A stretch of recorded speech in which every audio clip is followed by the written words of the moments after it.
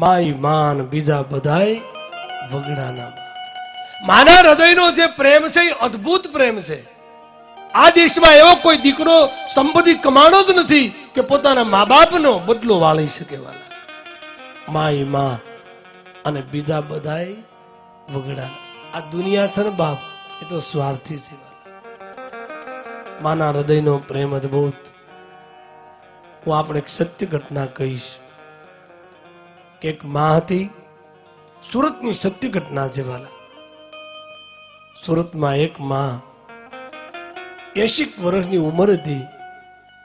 જ્યારે સુરતમાં બહુ પાણી ભરાણા, એ વખતની સત્ય ઘટના છે, હું કથામાં હર હંમેશા કહું છું.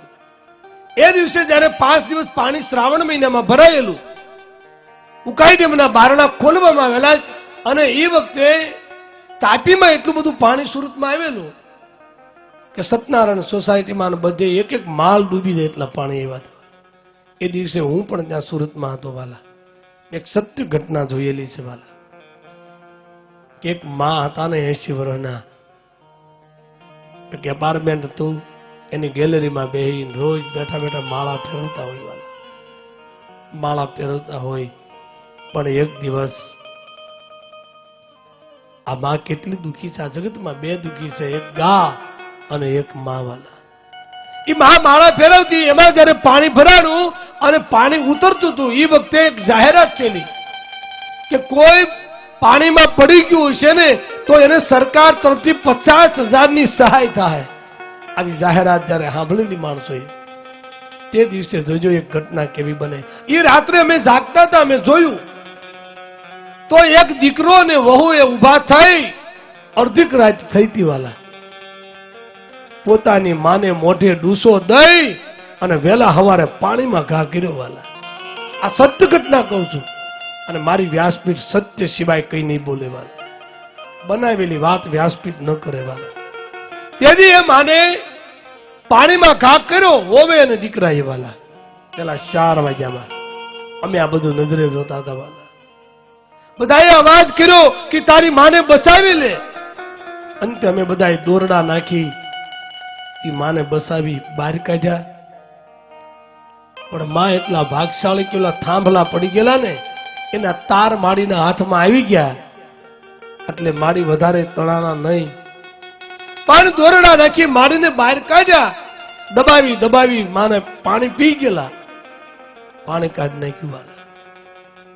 પાણી કાઢી નાખ્યા પછી હવારમાં પાણી ઉતર્યા કેડે. બધા માળીની ખબર કાઢવા જાય છે ને પૂછે છે, માં તમે કઈ રીતે પાણીમાં પડી ગયા? તેથી માં એમ કહે છે કે ભાઈ, એ તો હું પાણી જોવા ગઈ ને એમાં મને ચક્કર આવ્યા, હું પાણીમાં પડી ગઈ વાલા. તોય પોતાના દીકરાને એને દોષ ન આપ્યો વાલા. આ માં છે વાલા. હજી હમણાંની ઘટના, થોડા દિવસ પહેલા જ પેપરમાં આવ્યું હતું કે સલાળાની બાજુનું પરબડી ગામ, અને પરબડી ગામની સત્ય ઘટના. પરબડી ગામમાં એક દીકરો દર મહિને 1 લાખ રૂપિયા કમાતો તો એ દીકરો પોતાની માને ગાડીમાં બેસાડી અને જુનાગઢના જંગલમાં મૂકી આવ્યો વાલા. આ મારા દેશની કરુણા. ભલે ભલે તમને સંપત્તિ આપી હોય, ગમે એટલી ગાડીઓ લઈને ફરતા હોય, મોટી મોટી ગાડીઓ, મોટા મોટા એસી ગોઠવા હોય, પણ હજી મારા તમારા જીવનમાં એક બાબત ખૂટે છે વાલા. એ મોટી ખૂટતું હોય તો આ કરુણા ખૂટે છે વાલા. માને જુનાગઢમાં જંગલમાં દીકરાએ એમ કહ્યું, બા તમે અહીંયા ઉભા રહ્યો, હમણાં હું આવું છું એમ કહી અને દીકરો જતો રહ્યો. વિચાર કરજો, એ માને કેવડો ભરોસો હશે કે મારા દીકરાએ મને એમ કીધું કે હું હમણાં આવું છું. જેને જણનારી હોય ને, જેને જણ્યો હોય એની માથે તો ભરોસો હોય ને બા. જણ્યો હોય એની માથે જો ભરોસો ડગી જાય તો બાપ આ માં દુઃખ ક્યાં કેવા જાય. અને એમ કહેવાય છે માને મૂકીને દીકરો વયો ગયો બાપ. માં હતી ને જંગલમાં ભટકવા લાગી છે. આજ માણસ એવા બન્યા છે કે પશુને મૂકી અને પશુને મારવા હાટવું સિંહ જ્યાં હોય ને ત્યાં પોતાના બળદને મૂકી આવે, પોતાની ગાયોને મૂકી આવે. આવું મેં જોયું છે. પણ આજ એવી ઘટના પેપરમાં આવી કે પોતાની હગી માં હતી, એને દીકરો જઈને જંગલમાં છોડી આવ્યો. આપણા દેશની કરુણા છે વાલા. શું આપણે વૈષ્ણવ ધર્મ પાળીએ, શું આપણે ભક્તિના ધર્મ લઈએ વાલા? એક મા બાપની સેવા ન કરી શકીએ તો આ બધા ધર્મ મારા ને તમારા ખોટા છે બાપ. દુનિયાને દેખાડવાનો ધર્મ છે આ. અને ઈ માં જંગલમાં ભટકતી ભટકતી ભટકતી એમ કહેવાય ગીરના ગામડામાં ગઈ. અને ગીરનું ગામડું છે, એના હૃદયનો પ્રેમ અનહદ હોય વાલા. અને એ ગીરના ગામડા વાળાએ એમ કહેવાય છે કે માં શમશાનની પાસે ઝૂંપડી બાંધીને રહેવા મળી. ગામ લોકો સેવા કરતા હતા ને પછી ગામ લોકોને એમ થયું કે આપણે કેટલી ઘણી સેવા કરશું. એ માને લઈ સાવરકુંડલાના વૃદ્ધાશ્રમમાં લાવ્યા અને ન્યાય માને દાખલ કરી દીધા. એ માને પૂછે છે બધાય કે માં તમે ઈ તો કયો, તમારો દીકરો કોણ છે એનું નામ તો અમને આપો. પણ એ માં કહે છે કે મારા દીકરાનું નામ હું નહીં આપું. ભલે મારા પ્રાણ વયા જાય, ભલે હું ગમે એટલી દુખી થાવ, પણ હું મારા દીકરાને દોષ નહીં આપું. આ માં છે વાત. કદાચ તમે એને જંગલમાં મૂકી દો, ગમે ત્યાં તમે એ માને પધરાવી દો ને, માં દીકરાને દોષ નહીં આપે.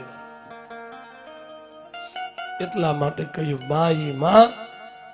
અને બીજા બધા વગડાના મારા હૃદયનો પ્રેમ છે ભલા, એ અદ્ભુત છે. એટલે કહ્યું જનની ની જોડ ચકી નહીં જડેલો, જનની જોડ ચકી નહીં જડેલો, જનની ની જોડ ચકી નહીં જડેલો, જનની જોડ ચકી નહીં જડેલો.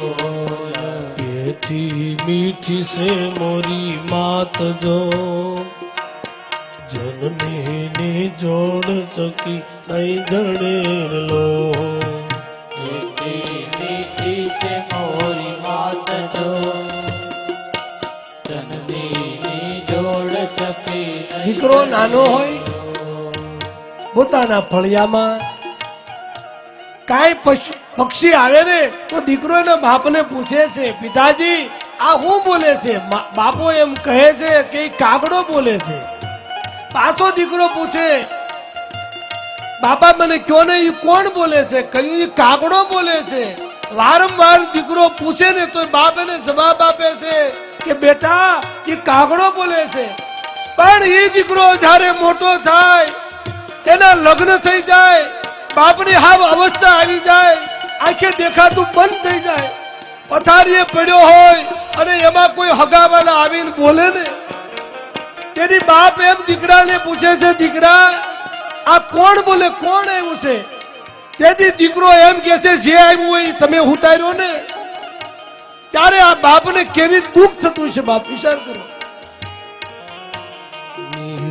જોડ નહીં જડેલો, જનની જોડ ચકી નહીં જડેલો,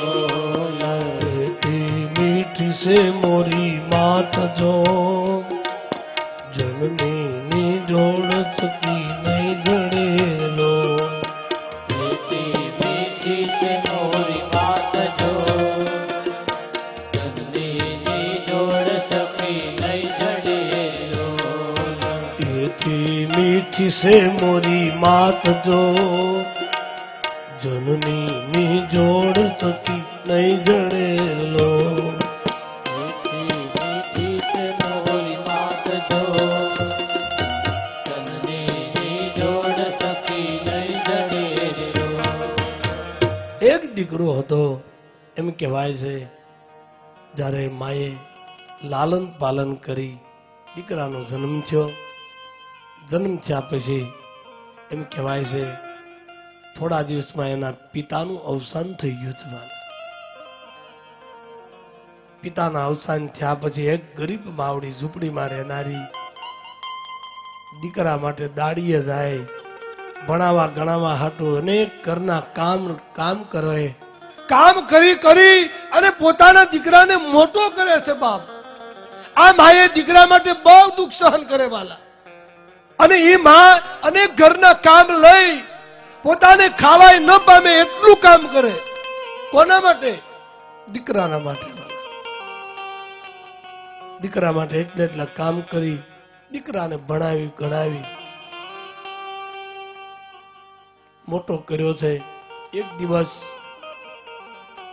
દીકરો માને આવીને એમ કહે છે, માં મારું ભણતર છે ખરું, પણ હું જો વિદેશમાં જાઉં ને તો વધારે સંપત્તિ કમાઉં. તો માને એવો હરખ હોય કે મારો દીકરો વિદેશમાં જાય, પણ કયું દીકરા તું વિદેશમાં જાય કઈ રીતે? કયું માં એમાં પૈસાની બહુ જરૂર પડે. માં કહે છે, બેટા તને તો ખબર છે કે દાતડીના ઉપર આપણું જીવન છે, અને આ દાતડીએ મેં તને ભણાવ્યો ગણાવ્યો. હવે આપણી પાસે બીજું વધારામાં કઈ નહીં, આ જૂનું પુરાણું મકાન છે, અને એ પણ તારા બાપની યાદીમાં છે. વાલા ત્યારે દીકરો એમ કહે છે, માં આજ મારો સમય છે, જો આ સમય ચૂકી જાય ને તો હું કઈ નહીં કરી શકું.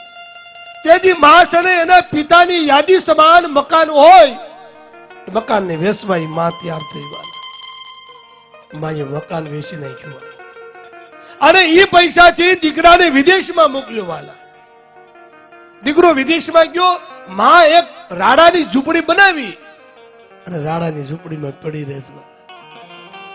દિવસોના દિવસો વ્યતીત થયા છે, દીકરાના કઈ સમાચાર આવતા નથી. નો આવે ફોન, નો આવે પત્ર.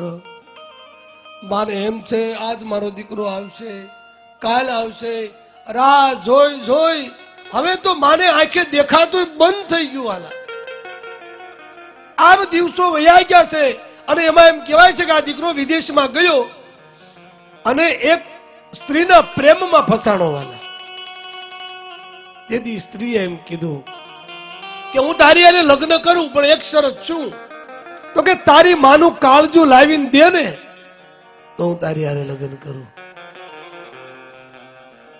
તેથી આ દીકરો હતો, એમ કહેવાય છે વિદેશની ભૂમિમાંથી આ ભૂમિમાં આવે છે. માં રાતે ઝૂંપડીમાં હોતી જાય, ખૂણામાં ફાનસમાં ઝાખું ઝાખું અજવાળું છે. દીકરો જ્યાં આંગણામાં આવે ને, માં હોતી હતી ને, પણ આંગણામાં પગ મૂક્યો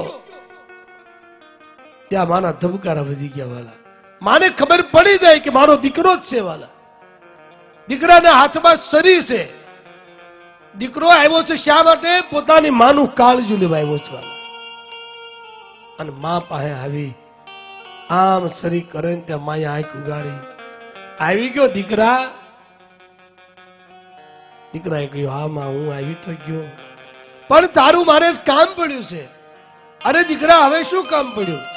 કહ્યું, માં મારે તારા કાળજાની જરૂર પડી છે. તેની વિચાર કરજો. એ માએ કહ્યું કે દીકરા મારી પાસે હતું એટલું તને આપ્યું, અને છેલ્લે જો તું કાળજું માંગતો હો ને તો જા, મારો દીકરો સુખી થતો હોય તો આજ મારું કાળજું આપી દઉં. તેની એમ કહેવાય કે માનું કઠણ હૃદયે આ દીકરાએ કાળજું કાઢી લીધું, અને કાળજું કાઢીને દીકરો હાથમાં લઈ હાલતો થયો. ઉમરામાં ઠેસ આવી,